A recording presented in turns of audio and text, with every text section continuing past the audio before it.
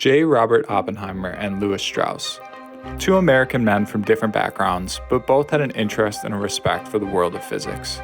Their personal opinions collided, and the ensuing competition set the American government and the rest of the world on a path to godlike power. But why were they at odds? Strauss hired Oppenheimer at Princeton. At the time, Oppenheimer was the most famous scientist in the world and an American hero for his role in World War II. And Strauss was the chairman of the Atomic Energy Commission, or AEC, of which Oppenheimer served on an advisory board with other scientists. However, they had different opinions on nuclear weapons, their development, their deployment, and most importantly, the openness and transparency in which that information was shared. The physical and emotional trauma that both Strauss and Oppenheimer experienced as children laid the foundation for their feud decades later. And that feud was at the center of a turning point for all humanity. When Louis Strauss was 10 years old, he lost most of his vision in his right eye during a rock fight. Strauss, his brother, and a friend were walking down a street in their hometown of Richmond, Virginia, when they came across a larger group of boys from a different part of town. Challenges ensued, and all the boys armed themselves with rocks. Strauss's brother Morris and the friend dropped their stones and ran. Yet Louis stood tall and readied himself for a fight. Raised to be patriotic and loyal to the Republican Party, he idolized Civil War heroes and was determined to face his opponents head-on. He was hit above his right eye with a rock and fell to the ground, bleeding badly. Once home, the bleeding stopped, but he only had peripheral vision in that eye, and was forced to wear glasses for the rest of his life. Glasses for a boy of that age in those times were unusual, giving his appearance a more feeble tone. Throughout his adolescence, he remained intellectually curious. He was fascinated by the world of physics and was determined to graduate valedictorian from his high school and attend the University of Virginia on scholarship. Unfortunately, he was diagnosed with typhoid fever his senior year, robbing him of the chance to graduate with his peers and stalling his pursuit of a degree and a career in physics. Shortly after, during a recession in 1913, he dove headfirst into business. He began work as a traveling shoe salesman for his father's company and worked with his family to build wealth and hone his sales techniques, which would eventually serve him well in various positions throughout the US government. Strauss was a self-made man. He quickly made enough money as a shoe salesman to cover the cost of his college tuition. However, he never attended college, which may have continued to haunt him throughout his life, especially when he crossed paths with Oppenheimer, who was extremely distinguished throughout academia and in the world of physics. Instead, he found his way into an unpaid position with Herbert Hoover, future United States President. At that time, Hoover was leading relief efforts in Europe during the First World War. Strauss eventually became his personal secretary, a position which allowed him to make connections and build his social and political capital. When World War II started, Strauss volunteered for active duty. Due to his disability, he was assigned an organizational position in the Navy's Bureau of Ordnance. He climbed the ranks of the military throughout the war, but never lost his interest in physics. When Strauss's parents both died of cancer in the 1930s, he established a fund devoted to physics research that could lead to possible cancer treatments. Once established, he was connected to physicists like Ernest Lawrence and Leo Szilard, giving him a window into the world of atomic energy. He wasn't involved with the Manhattan Project, but he was eventually named as one of the first 5 commissioners of the AEC in 1947. And in 1953, President Eisenhower named Strauss as chairman of the AEC, which was 4 years after the Soviet Union tested their first atomic bomb. As for Robert, when he was 4 years old, his brother died from an illness as an infant. As a result, his mother became extremely protective of Robert and controlled most aspects of his life. Robert grew up as a shy, quiet kid. When Robert was 14, he was sent away to summer camp. At Camp Koenig, Robert was teased and made fun of by the other boys. They saw him as weak and picked on him. Robert spent much of his time alone walking the grounds and collecting rocks. One day, the other boys at camp thought Robert had tattled on them after camp directors reprimanded a group for telling inappropriate stories. Robert was taken to the camp ice house, stripped and beaten. The other boys took his clothes, painted his lower half green, then left him tied up in the ice house all night.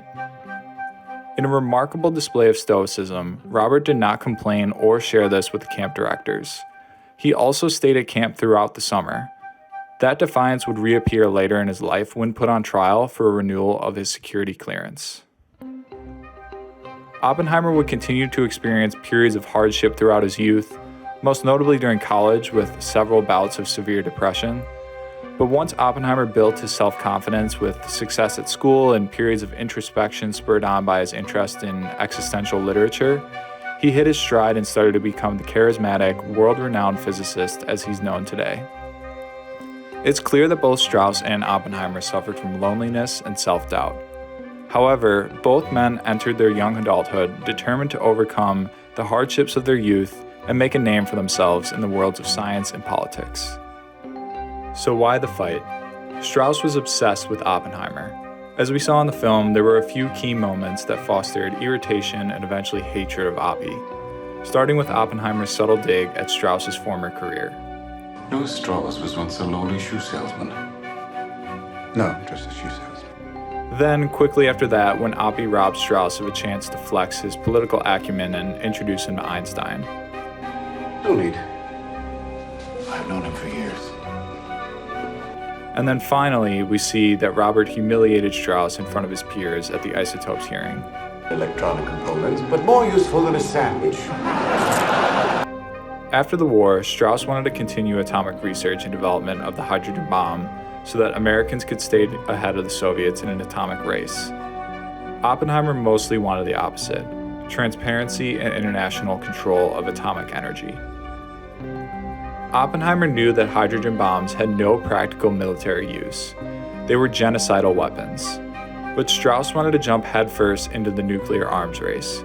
He didn't trust the Soviets and wanted the US to remain ahead. Was Strauss motivated by American security, or was this a personal vendetta against Oppenheimer?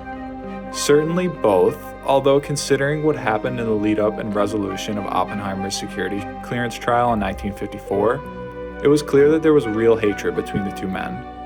Strauss envied Robert with his accolades and status as the father of the atomic bomb, and Oppenheimer disliked Strauss for his narrow view on atomic weapons. Yet he underestimated him, and he never fought back against Strauss as his life was essentially destroyed. The trial, which took place over 4 weeks, was painful for Robert and his family.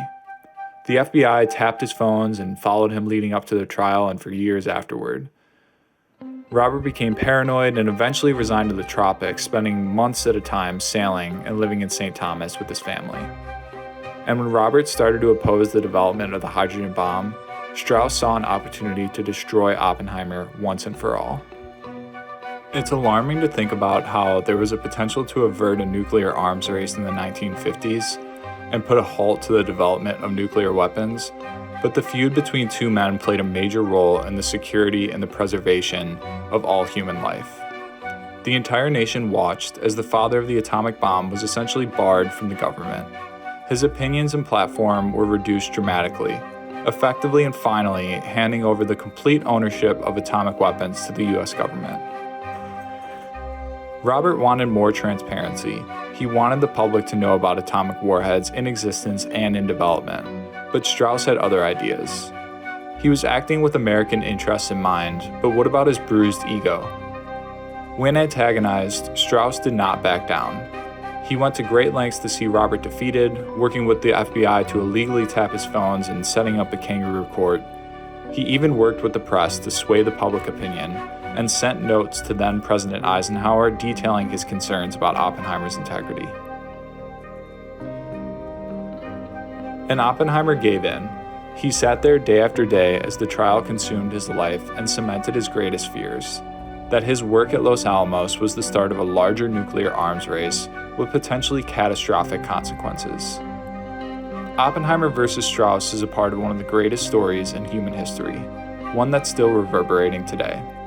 Their political views were different, but perhaps more importantly, their egos and sense of self-worth took center stage.